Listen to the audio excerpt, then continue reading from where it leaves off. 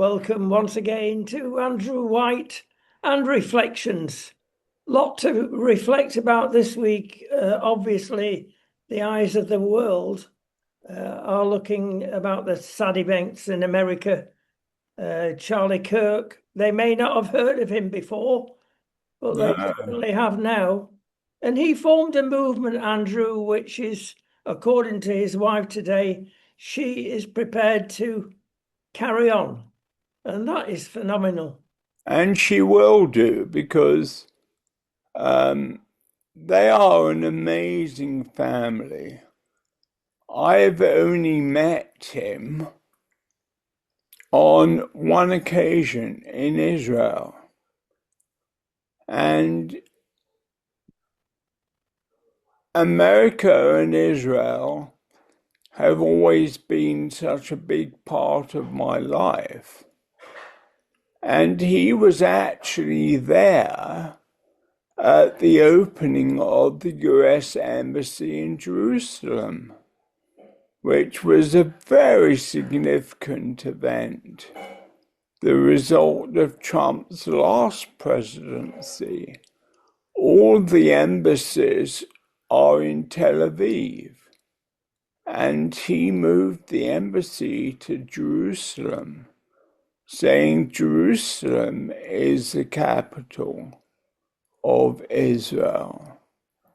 And so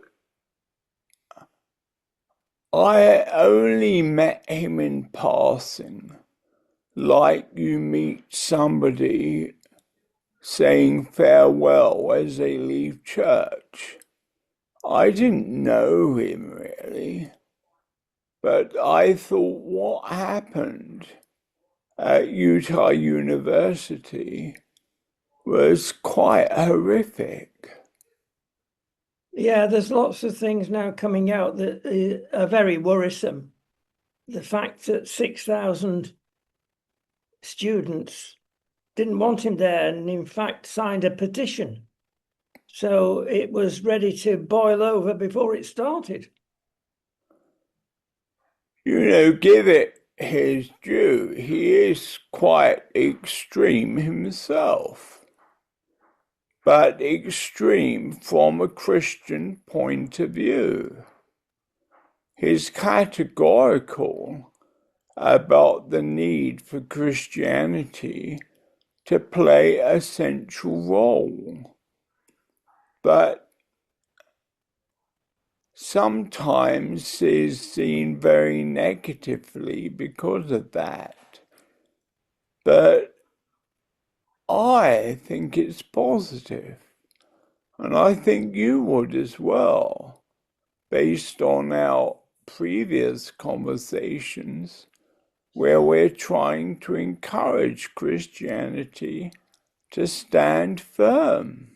It's not a popular thing to raise the proverbial head above the parapet. It's easier to sit down and let it all happen round about you. Maybe that's a real problem in the Western Church at the moment. Well, I absolutely think it is, and I agree with you totally, Rodney. And there will always be people who don't like what we're saying. And as I've said before, I've always come into great contradiction by people because I'm seen as being too pro-Palestinian. I lived in Palestine, I lived in Gaza, and I'm seen as being pro-Israel because I love the Israeli people. And I've lived in Israel for much of my recent life. I spent 30 years studying there. So it's an unending relationship. And one of the things about the poor man who was killed, Charles Kirk, was that he loved Israel. And the only time I ever met him was when the US Embassy moved to Jerusalem, and he was there at the opening ceremony.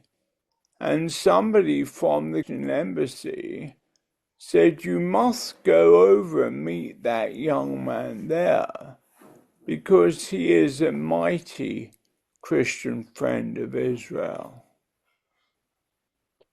I'm recording the words of Jesus when he said, we've got as Christians to turn the other cheek. Now, turning the cheek is not easy in a war zone situation. In a situation like this, it involves forgiveness. It's tough call, Andrew. And whenever I think of those words, not turn the other cheek, but love your enemy, I think of how I taught our people when I was in Iraq. I started with the words Amal, Amal, Amal. We must love, love, and love. And to love your enemy means to make huge sacrifices. And I was a great believer in always trying to have a loving relationship when you met your aggressor. I would say, when we meet, we eat. So we would always have a lunch or a dinner. And I can remember one time when I invited one of the new leaders of this group called ISIS. I didn't really know who they were at the time, but I invited them to dinner. And they said, "We will come, Canon White, but after dinner, we'll chop off your head." So we didn't take it any further. Very kind of them, isn't it? It's, as I say, tough in many ways out in the Middle East. And I'm also thinking of what's happened in Qatar this week. And Benjamin Netanyahu decided that he's going to take out the leaders of Hamas while they were there. It looks as though he failed. He seriously failed. And I actually say, good job he failed. You can't just go against international law and attack people in their sovereign nation, which you're supposed to be at peace with. Or Israel was working on the Abraham Accords, which was to try and find solidarity with its Arab neighbors. And Trump was recently in Qatar and Kuwait and the other countries, saying wonderful things about who their leaders really were. You can say that one day and then totally go against it the next day. We as Christians cannot do that. So we live by the rule book, but there are plenty, let's say, on the opposition side that would say weakness is not recommended. You've got to show your strength. Start negotiating from a position of strength. Now, that certainly is not turn the other cheek. No, it's not. And I personally will always go to the turn the other cheek side. Yes, we do need to be strong, but we need to turn the other cheek. And as I said at the beginning, the most fundamental thing in my work has always been to love, love, and love, come what may. That cannot be compromised on. Now, in the UK and Spain, where we are, we're several thousand miles away from the Middle East. What can we do about it, Andrew? Well, in some ways, you in Spain are closer than we are with the other side of Europe. Why? Because you're closer to the Mediterranean lifestyle and climate, and you get the Hamzeen, the great sandstorms, more than we do. But I think all of us, particularly in our Christian community, need to stand very firm for the biblical nature of our calling and ministry. And I was preaching about this yesterday evening, these wonderful words from the end of the Sermon on the Mount. Loving your enemies. You have heard that it is said, love your neighbor and hate your enemies.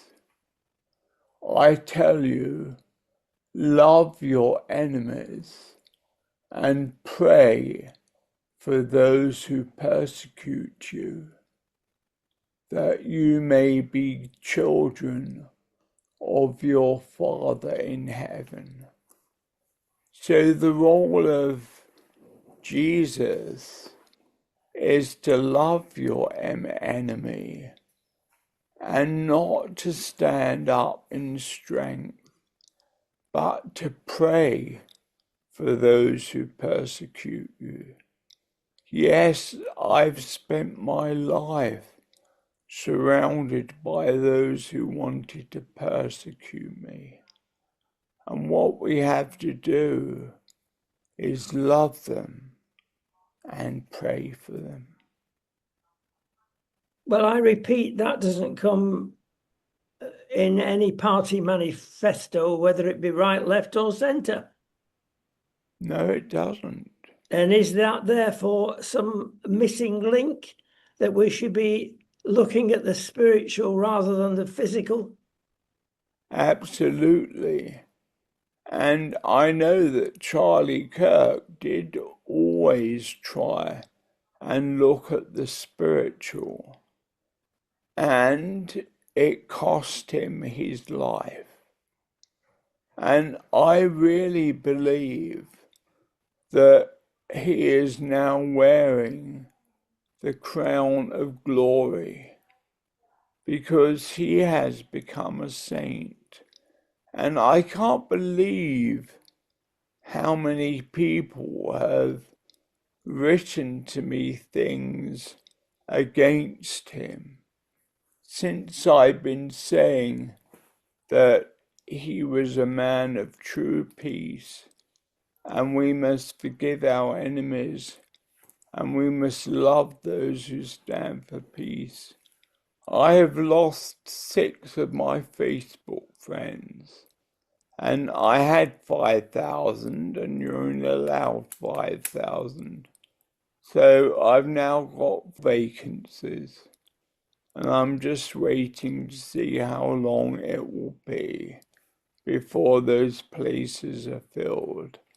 I know it will not take more than a day. Well, that's the good side of finally social media. The bad side is it's been accused of causing half the problems we have. I personally think it is a major facilitation of ministry. I could not do my work today, particularly since becoming radically disabled and not being able to walk around. Without Facebook, I would struggle. So I thank God for it every day. I wish my individual friends happy birthday and say, I thank God for you. How can I pray for you today? The work goes on, Andrew. Plenty of work to be done. As usual, thank you so much. We'll see you shortly. Thank you very much, Rodney.